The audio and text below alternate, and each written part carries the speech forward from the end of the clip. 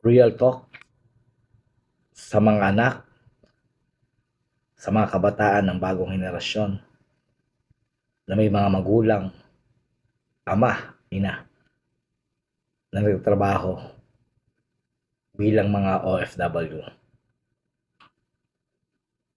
Sa inyong mga anak na nakakalimot sa kanilang mga amang OFW, tandaan ninyo ito. Habang masaya kayong lumalaki, ang tatay ninyo ay tahimik na umiiyak sa ibang bansa. Tinitiis ang lungkot at pagod para lamang maibigay ang mga pangarap ninyo sa buhay at magkaroon kayo ng kaginhawahan.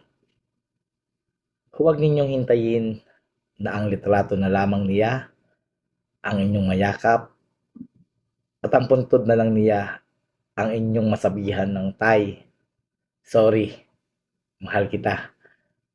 Bakit ang aga mo kaming iniwan?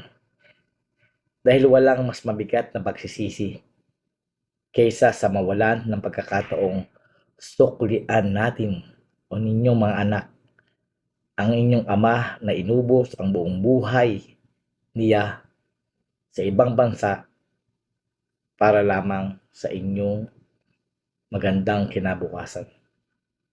Alalahanin natin na bawat pagpapagot ng ating mga magulang, yan ay hindi para sa kanila. Yan ay para sa kanilang mga supling dahil ayaw nilang maranasan ang maaaring naranasan nilang paghihirap, paghihikaos nung panahon ng kanilang kabataan. Kaya mahalin nyo, respeto ang inyong mga magulang. Meron man kayong problema o meron man silang problema sa inyo, walang perpektong magulang. Lahat ng magulang ay nagkakamali. Lahat ng magulang ay nangangaral.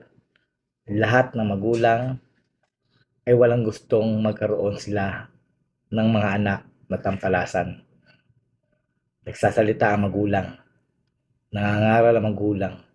Pinapagalitan kayo hindi dahil hindi kayo mahal ng inyong mga magulang.